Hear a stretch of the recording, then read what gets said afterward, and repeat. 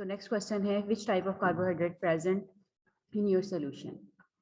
तो इसके लिए हम नेक्स्ट प्रैक्टिकल करेंगे, दैट इज आयोडीन टेस्ट।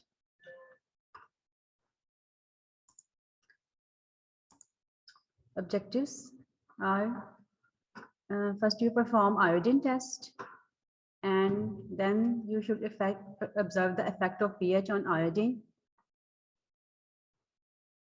आप कह रहे थे कि आवाज जा रही है, इसमें आवाज ही जा रही है, बच्चे कह रहे हैं प्लीज अनम्यूट अस, बच्चे ये कह रहे हैं। और देखिए स्क्रीन पे लिखना भी शुरू कर दिया बच्चों का या ना सारों को वो हमें परमिशन नहीं है, अगर कुछ पूछना है तो फिर इसीलिए आपसे पूछा था, कुछ पूछना है तो बताएं। चलिए अभी तो फिर अनम्यूट करके मैंने बताती हूँ कि आपने इसके ऊपर first perform iodine test, then observe the effect of pH on iodine test, and third one is observe the effect of temperature on iodine test.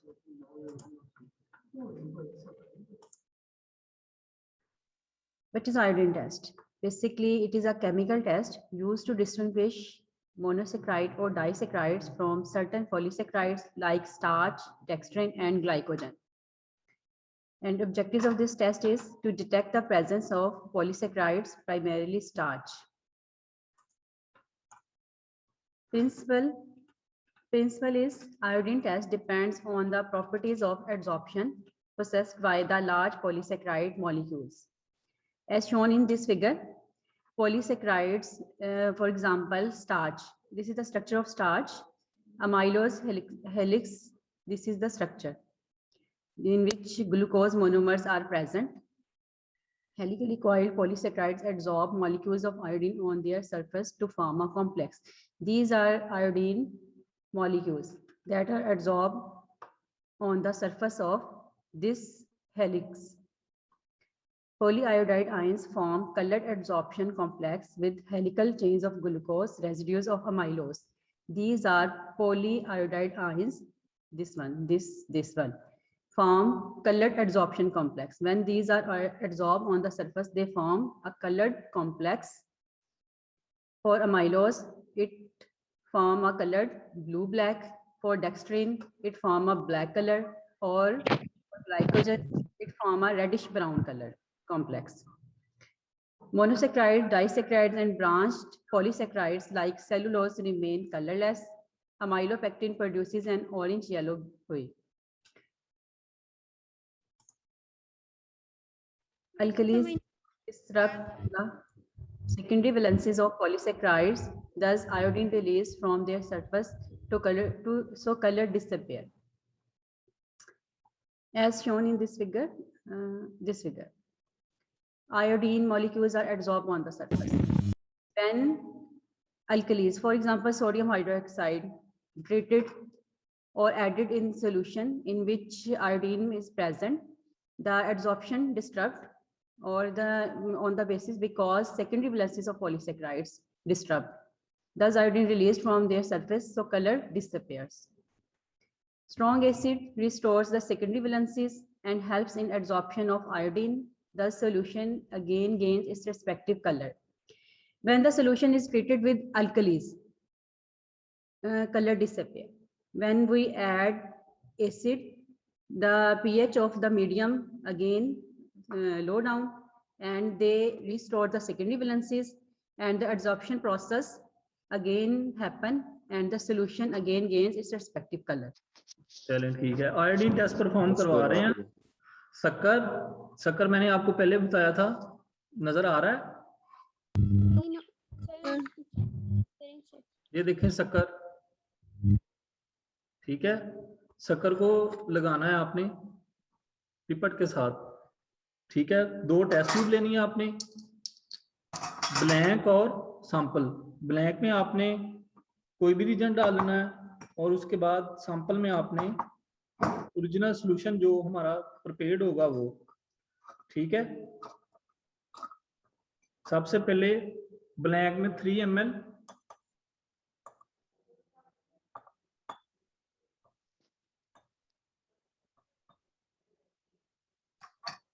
Blank में हम डालेंगे, ठीक है।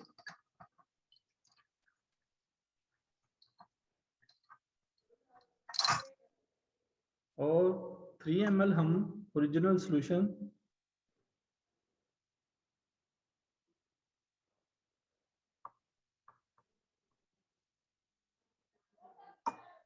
सैंपल में।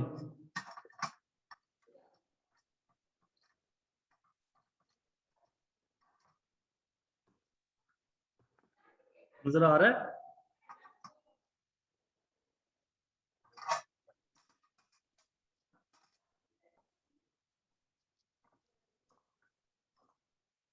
And 1 to 2 drop HCl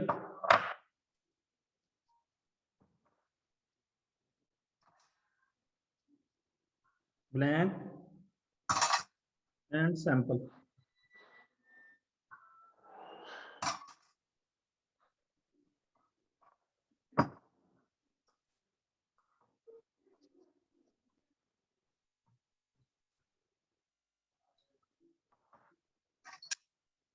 And 2 drop iodine solution. ये देखें, no color appear.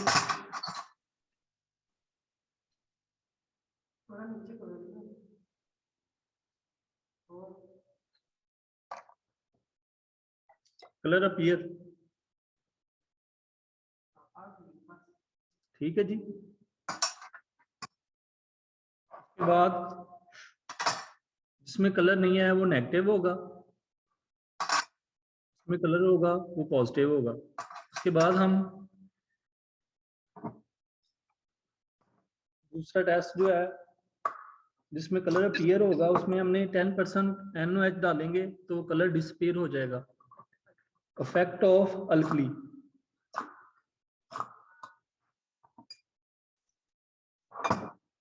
Drop by drop हम NOH डालेंगे तो कलर डिसअपीयर हो जाएगा।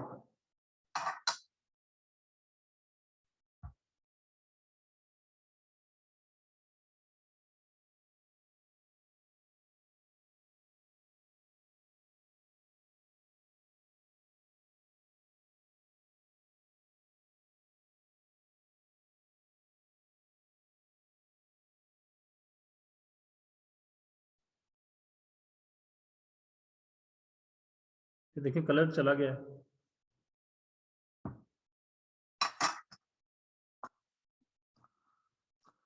हाँ जी, टेस्ट का पता चल गया।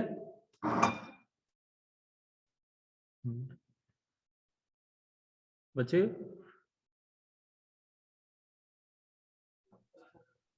हाँ जी बच्चों।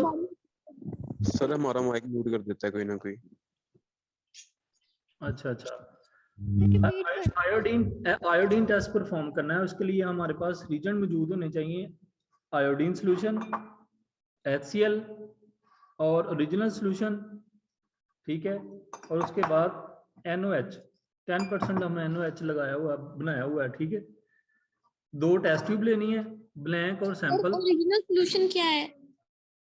ओरिजिनल सॉल्यूशन जो है ना वो पॉलीसेकेराइड में है स्टार्च। ठीक है सर। ठीक है, और HCl कंसंट्रेटेड HCl है। उसके बाद आयोडीन सॉल्यूशन है। उसके बाद ब्लैंक में वाटर है और ओरिजिनल सॉल्यूशन है और NOH 10% NOH हमने सॉल्यूशन तैयार किया हुआ है। 2 टेस्ट ट्यूब लेनी है हमने, एक को लेबल करना है ब्लैंक और एक को लेबल करना है सैंपल। ठीक है, ब्लैंक में आपने वाटर डाल देना है 3 ml और सैंपल में आपने ओरिजिनल सॉल्यूशन 3 ml डाल देना है। उसके बाद सेकंड स्टेप है 1 से 2 ड्रॉप आपने HCl ब्लैंक में भी डालने हैं और सैंपल में भी डालने हैं। ठीक है, जो ब्लैंक होगा उसमें नो कलर अपीयर होगा और जो सैंपल होगा उसमें ब्लू कलर अपीयर हो जाएगा। इट्स मीन्स के पॉलीसेकेराइड प्रेजेंट है। ठीक है, उसके बाद हमने इफेक्ट ऑफ अल्कली के लिए हम टेस्ट परफॉर्म करेंगे। जो ब्लू कलर होगा उसमें हम ड्रॉप बाय ड्रॉप NOH डालेंगे तो कलर डिसअपीयर हो जाएगा। इट्स मीन्स के इफेक्ट ऑफ अल्कली प्रेजेंट हो गई। ठीक है, तो कलर डिसअपीयर हो जाएगा। NaOH डालना है सर? जी, ड्रॉप बाय ड्रॉप बच्चे आप NOH डालेंगे, NaOH hydroxide. Sodium hydroxide. Sir amount कितनी होगी ये NaOH की? वो बेटा आप 5 ml लेके ड्रॉप बाय ड्रॉप डाल देंगे, जब तक वो कलर डिसअपीयर हो जाएगा आप डालते जाएं। जब कलर डिसअपीयर खत्म हो जाएगा उसके बाद आप उसको छोड़ दें। 10% जी डाल NaOH। हाँ जी, ऊपर से ना, ऊपर से ड्रॉप बाय ड्रॉप आप डालेंगे। रिपीट करना है या पता चल गया? कर दें रिपीट। हाँ जी, 2 टेस्ट ट्यूब लेनी है बच्चे, एक को लेबल करना है ब्लैंक और एक को लेबल करना है सैंपल। ठीक है, ये है ठीक। उसके सर? बाद जी जी सर कलर कंप्लीटली डिसअपीयर नहीं हुआ, वो क्यों? तकरीबन हो गया है ना, वो स्टिल हो गया ना, वो मिक्स हो गया, उसके बाद वो कलर नीचे बैठा होता है ना, वो मिक्स हो जाता है। ये देखिए ऊपर 1 से 2 ड्रॉप आपने HCl के डालने हैं ब्लैंक में और सैंपल में। उसके बाद आयोडीन सोल्यूशन है, वो आपने 2 से 3 ड्रॉप आपने ब्लैंक में डालने हैं और 2 से 3 ड्रॉप आपने सैंपल में डालने हैं। ठीक है, तो जो सैंपल होगा उसमें ब्लू कलर अपीयर हो जाएगा। ठीक है, उसके बाद आप अल्कली के लिए टेस्ट परफॉर्म करेंगे तो ड्रॉप बाय ड्रॉप आपने 5 ml NaOH लेके सोडियम हाइड्रोक्साइड उसको ड्रॉप बाय ड्रॉप डालेंगे तो वो कलर डिसअपीयर हो जाएगा। ठीक है बच्चे? Yes sir. Yes sir. Okay, sir आपने नेगेटिव पॉजिटिव का कुछ बताया था इसके अंदर, वो क्या था? अच्छा टेम्परेचर एक थर्ड स्टेप भी है टेम्परेचर वाला। उसमें आपने जब वो कलर ब्लू कलर अपीयर हो जाएगा ना, ब्लू कलर जब अपीयर हो जाएगा ना तो आप उसको हीट करेंगे तो वो कलर डिसअपीयर हो जाएगा, इफेक्ट ऑफ टेम्परेचर। ठीक है बच्चे? यस ये सर। ये सर ठीक। वो हीट वाला था ना, इसलिए वो परफॉर्म नहीं किया हुआ, आप वैसे ही आपको वर्बली बता दिया। उसी तरह आपने 3 ml अपना स्टार्च सोल्यूशन लेना है और उसमें 2 ड्रॉप HCl के डालने हैं और 2 to 3 ड्रॉप आपने आयोडीन के डालने हैं तो ब्लू कलर अपीयर हो जाएगा। उसके बाद इफेक्ट ऑफ हीट, जब हम उसको हीट देंगे तो वो कलर चला जाएगा, जब हम उसको ठंडा करने के लिए रखेंगे तो वो कलर अपीयर हो जाएगा। ये इफेक्ट ऑफ हीट है।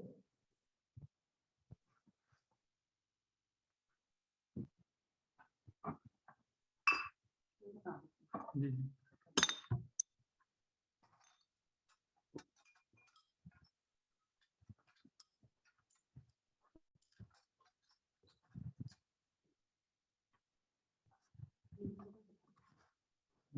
अच्छा, उसके बाद जो आपने प्रोसीजर में आपने बुक पे जो लेबलिंग करने, बुक मिल गई है ना आपको, प्रैक्टिकल बुक सर अभी आई नहीं है, मंगवाई है। मंगवाई है ना, तो आपने सबसे पहले प्रिंसिपल लिखना है। प्रिंसिपल के बाद आपने रीजन्स, जो आपने रीजन यूज किए हैं जी, उसके बाद आपने फिर टेबल बनाना है। टेबल में आपने एक्सपेरिमेंट, ऑब्जर्वेशन और इन्फ्रेंस। हाँ जी ठीक है।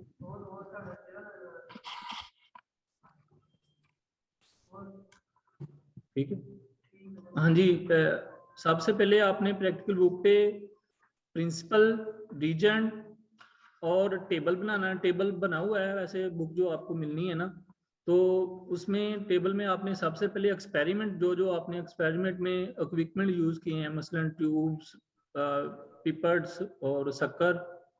उसके बाद आपने ऑब्जर्वेशन लिखनी है, ठीक है, और इन्फ्रेंस, जो जो आपने डिटेल में किया होगा ना वो आपने लिख देना, एक्सपेरिमेंट, ऑब्जर्वेशन और इन्फ्रेंस।